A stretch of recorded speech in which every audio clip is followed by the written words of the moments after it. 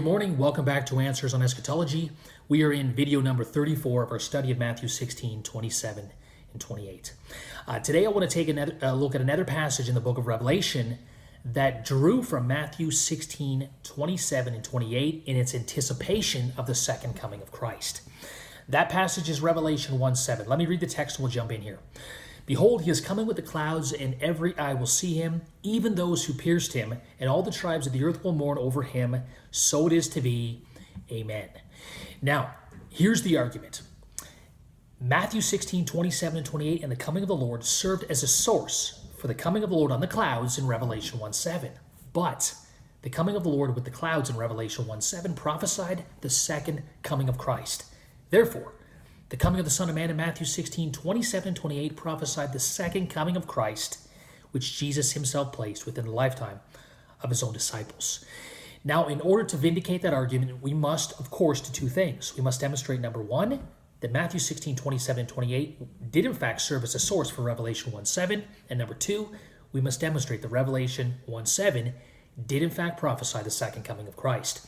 If we do these two things, our conclusion is irrefutable. The second coming of Christ was a first century AD 70 event. So let's begin. In today's video, I'm simply going to establish the fact that Matthew 16, 27, 28 did in fact serve as a source for John's prophecy in Revelation 1:7. To do this, the first thing we must understand is that Revelation 1:7 drew from the same Old Testament source as Matthew 16, 27, and 28, which is Daniel 7. The coming of the Lord with the clouds is a direct allusion to the coming of the Son of Man on the clouds of heaven in Daniel 7, 13, and 14. And in all three passages, here's the cool thing, concern the vindicative coming of the Lord in judgment of those who pierced him. We see this in Daniel 7, where the Lord comes in the clouds of heaven to establish his kingdom. He rewards the saints with their inheritance, and he judges those who had persecuted his disciples. We also see this in Matthew 16, 27, and 28.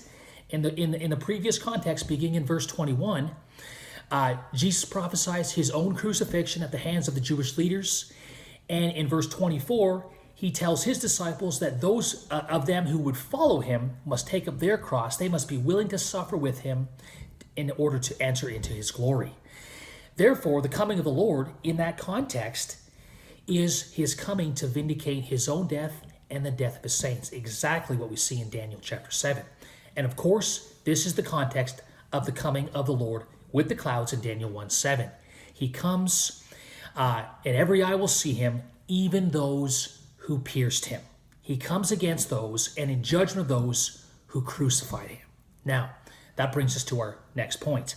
All three passages, Daniel 7, which was a source for both Matthew 16 and Revelation 1:7, all three passages concern the element of time which places the coming of the Lord in vindication of his enemies, of those who pierced him, in the lifetime of their own generation. That is, in the lifetime of Jesus' and John's generation. Daniel places it in the first century generation. In Daniel 2:28, which is a parallel passage to Daniel 7, Daniel says it's for the last days. Well, when are the last days? Peter stands up on the day of Pentecost and says, this is what was spoken by the prophet Joel in the last days. We can see that in Hebrews 1:1-2 as well. God in these last days has spoken to us by his Son. So the last days were the first century generation. And in Daniel 7, we're told that prophecy finds fulfillment in the days of the fourth beast, which we know it was the Roman Empire that existed in the first century generation. We also see this element of time in Matthew 16, verse 28 very clearly. Jesus says that his coming in vindication of those who pierced him would be before some of those who were standing there had tasted death. It was to be in the lifetime of his own generation. That's exactly what we find in the words of John in Revelation 1:7. By saying that his coming would be witnessed or seen or perceived by those who pierced him, he was saying that those guilty of piercing him would also see him coming in their own judgment. What's cool is that in Zechariah 12:10, which was another source for Revelation 1:7, that prophecy is a prophecy of the coming of the Lord And those who pierced him were mourning as they understood the judgment that had come upon them. Well, John the Apostle, in his gospel in John 19:36 through 37, he says that that prophecy of Zechariah 12:10, at least a portion of it, was fulfilled at the crucifixion of Christ, when they looked upon him whom they had pierced. That's a time statement. If Jesus was to come in the clouds against those who pierced him, but those who pierced him were the first century Jews of the first century generation, then he must return with the clouds in the first century generation in judgment of those very ones who pierced him. Now there's another thing. There's another element of time in Revelation 1:7 which places this prophecy in the first century generation. He comes with the clouds. That is the same coming of the Son of Man in Revelation chapter 14. Let me read Revelation 14, beginning in verse 14. Listen to this. Revelation 14 and verse 14. Then I looked, and behold, a white cloud, and sitting on the cloud was one like a son of man, and having a golden crown on his head and a sharp sickle in his hand. Okay, here is the same Son of Man in the same clouds, but he has a sickle. And look at verses 17 through 20. And another angel came out of the temple which is in heaven. He also had a sharp sickle. And another angel, one who has power over fire, came out from the altar, and he called with a loud voice to him who had the sharp sickle, "Put in your sharp sickle and gather the clusters from the vine of the earth, because her grapes are ripe." So the angel swung the sickle of the earth and gathered the clusters from the vine of the earth, and threw them into the great winepress of the wrath of God.